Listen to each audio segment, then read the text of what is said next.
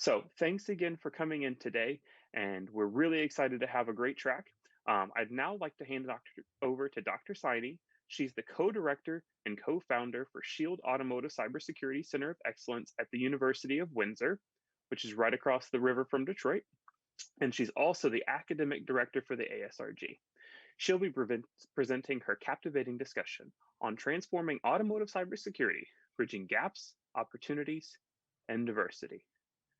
Dr. Saini, I'm handing it over to you. Thank you so much, Javi. Um, and I'm here. I'm really excited, and thank you for bringing me here. And I'm going to talk about the transformation that we are seeing today in automotive cybersecurity, and we'll be briefly discussing about the bridging gaps, opportunities, and diversity. Yeah. So first of all, we as I have been in cybersecurity for quite a while, and I have experienced the gaps with respect to the diversity, the talent, and have been seeing it for a long, long time. And when we see it in academia, it just widens. It's not getting any smaller; it's widening as we are proceeding.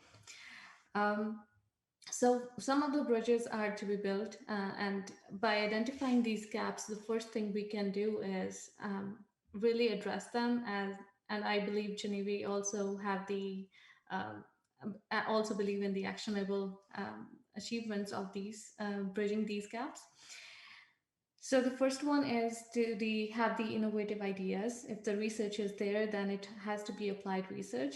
And if there is a problem with the cybersecurity that we see overall in global talent pipeline, it's because that the academic understanding of the concepts is not applicable when it needs to be translated in industry. So I think the very beginning and the first bridge is to be built at the education and curriculum point of view, and then leading it to the research and innovation, and also then having a different lens and think about the opportunities, having equitable on more with a less barrier to entry in this field is very much important. We do not want to have the same issues that we have been seeing in cybersecurity, and need to be the automotive cybersecurity needs to be identified a little bit differently than what we have been seeing the cybersecurity in IT and OT perspectives. The last one I'll be discussing is the diversity. So let's move to the opportunities. With the increase in the cyber threat landscapes, and increasing number of security threats, everything that we see now has multiple ways to have the address the issue. But when we see about the holistic approach and a lot of connectivity, and also with the Internet of Things, and with the very much intense and complex and sophisticated way of attacks that we are seeing now in the supply chain, it's really putting us in a pressure to have a better solution that we already have in hands, and that needs now to have the opportunities and bring more workforce in this domain. And then how we can create that. So this is also a part of the bridging the gaps to provide the opportunities and as well as to lower the barrier to entry. And lastly, the important aspect is diversity. Since cybersecurity is, I believe it's not just for a particular a domain of the engineering or computer science, as it has been typically seen by the younger workforce. I teach in a university. I see the perspectives of the students, how it's being perceived. Oftentimes, they are intimidated, even though it's exciting field. Um, and within that, in the STEM, we have seen the lower number of female students, and going that and translating those numbers into the workforce, it just get lower and lower over time.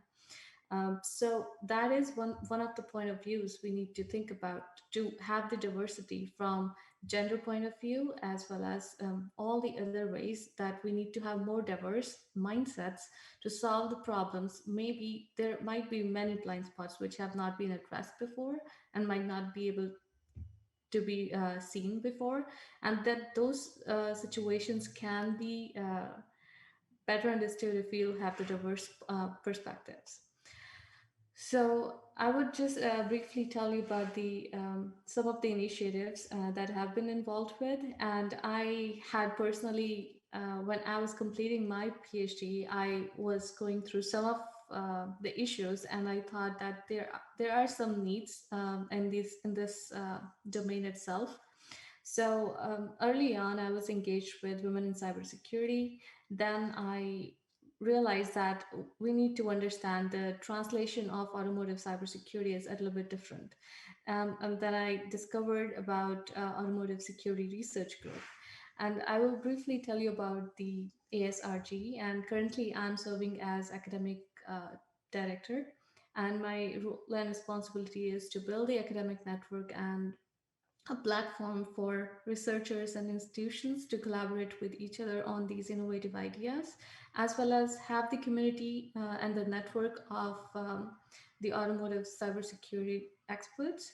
And we can then foster these little communities at university and education institutions so that they can thrive on their own and can fall back on the support system as well. So, the core value of ASRG is the knowledge, networking, collaboration, and some of the challenges that we want to tackle with the academic network are currently what we are seeing in the if we have the landscape assessment that we analyze that there are missing university curriculums which are specialized for and make the workforce technically sound and have those competences which are required by automotive cybersecurity, let's say engineer or manager, because the mindset is not just about the security threats. You just don't need to understand them, but also apply them in the context of automotive, and that needs a different point of view, and um, the kind of mindset we want to develop is a bit different than just cybersecurity.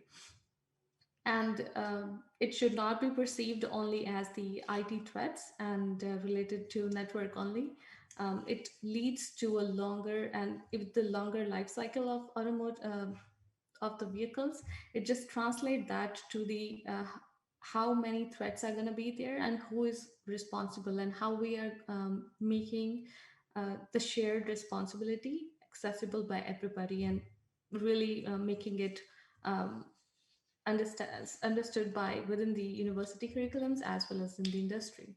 So the next one is when we have the research on these innovative ideas, then we see that the research is not directly applied and then also translate to the inadequate relationship to industry. So we want to tackle that, and we can really work on that with this kind of a network where industry can now talk to the academia and we can actually bridge that gap and also provide the opportunities to the students and grad students, researchers, and early on create that interest that we want in students, that they can now start working on these industry applied research rather than the theoretical ones. And also, what we another problem is with security. We have seen uh, more than the college degrees, college and university degrees. It's more about the certifications when you want to have the entry level position.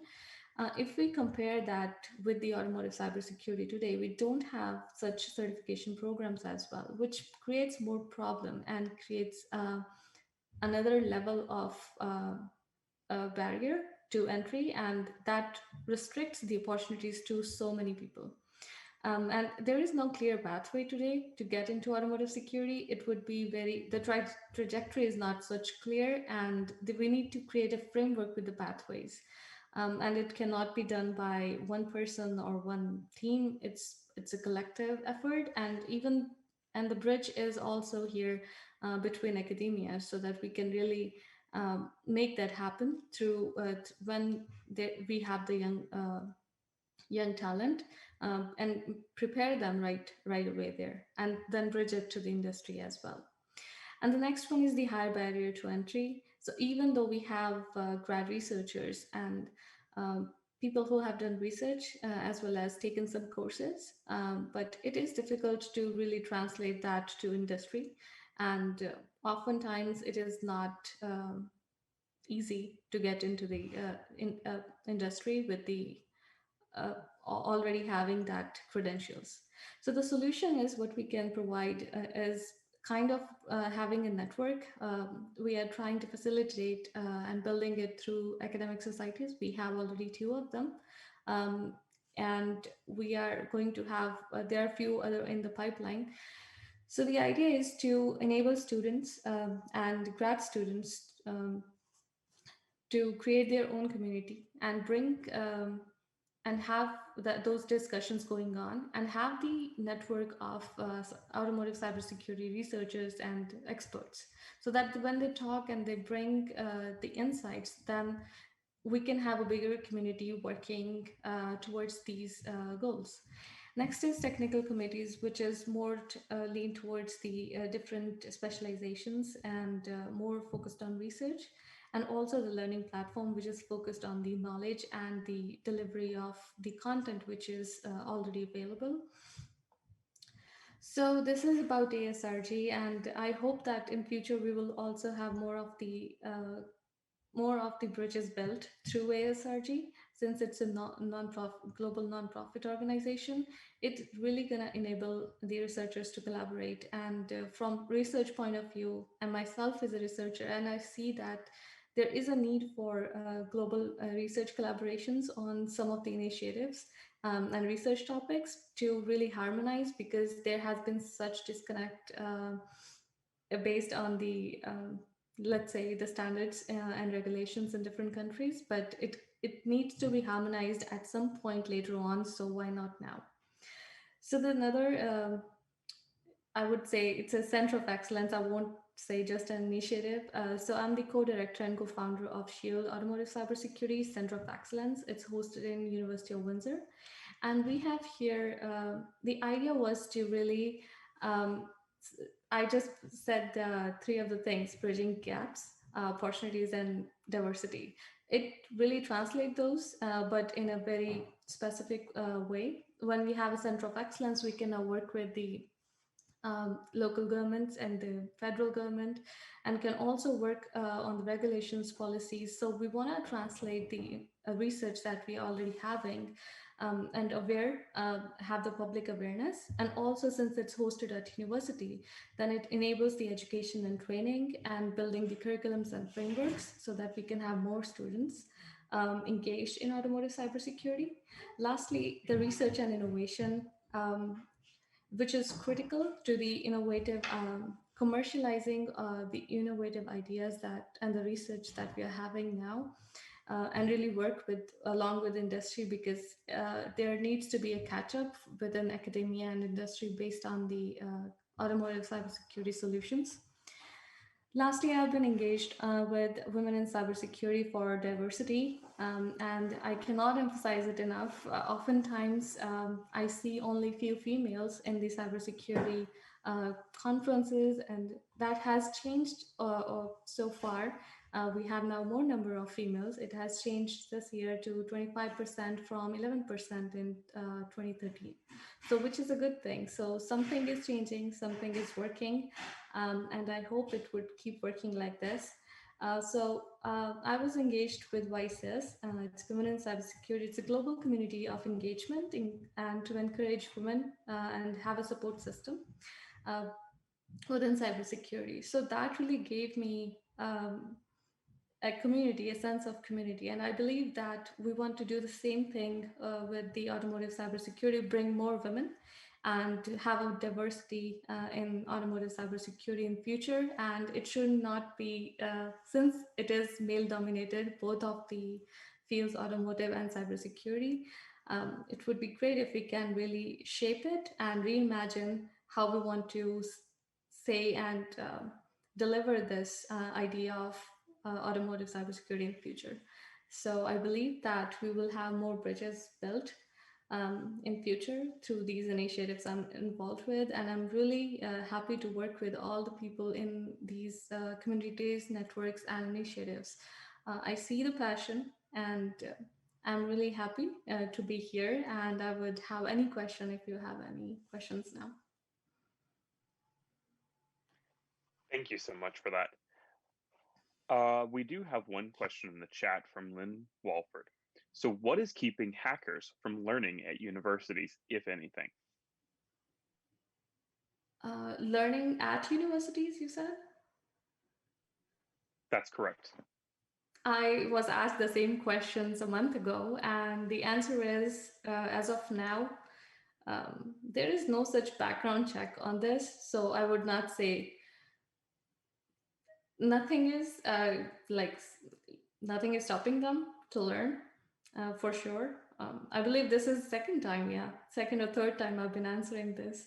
If it's very critical and sensitive information which is being shared and delivered, I believe there are always signing that is required from the students. I have done that when I was learning for ethical hacking. So for those courses and curriculums, you definitely have to sign some of the for the liability issues.